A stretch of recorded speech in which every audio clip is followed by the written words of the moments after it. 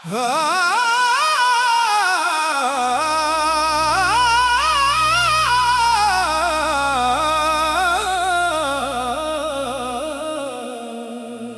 मोहब्बत अपने तमाम तर सहर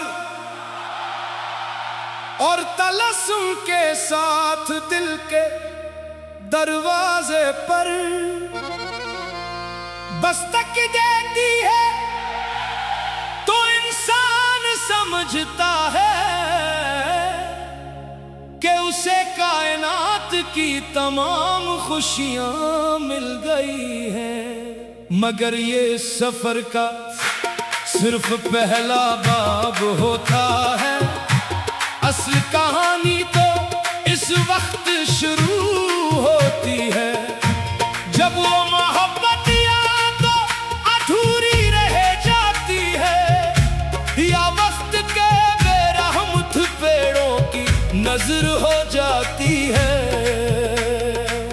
ऐसे में जो चीजें इंसान के पास बाकी बचती है वो कोई इनाम या तोहफा नहीं होगा, बल्कि मोहब्बत के वो खामोश जख्म होते हैं जो जिस्म पर कोई निशान नहीं छोड़ते, बल्कि सीधा रूह की गहराइयों में उतर जाते हैं।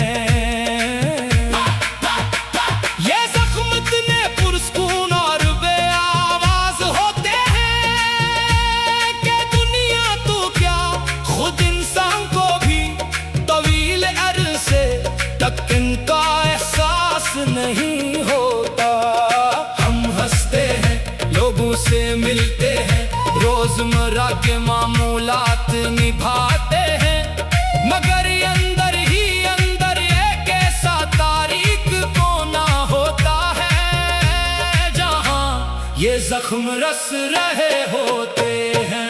जाहिर की ही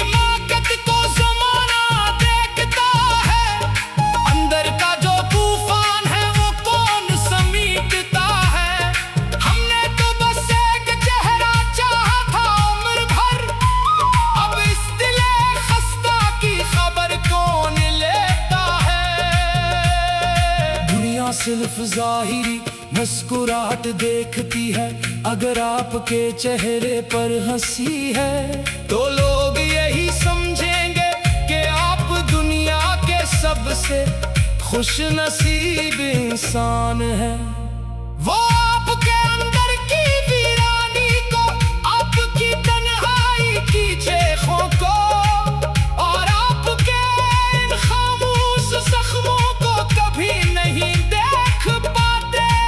और यही इस दर्द का सबसे बड़ा अज़ाब है कि आप किसी के सामने रो भी नहीं सकते, क्योंकि कोई आपकी इस खामोशी की ज़ुबान को समझने वाला ही नहीं होता।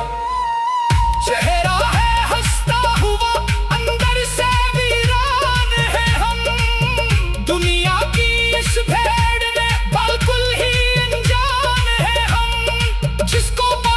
चाह में खुद को मिटा दिया, आज इसी शख्स के हाथों पामालो गरियान हैं हम।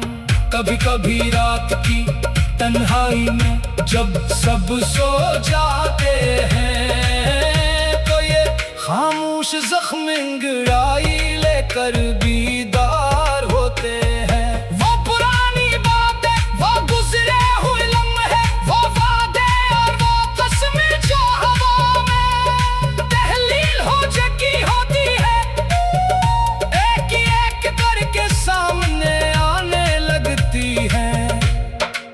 कहता है कि फरियाद करे, शोर मचाए, आसमान को सर पर उठा ले, मगर गीला रंध जाता है और आवाज सीने में ही खटके रह जाती है। इंसान खामोशी से तकिए पर सर रख देता है और आंसुओं की गायब हो जाती है। दिल के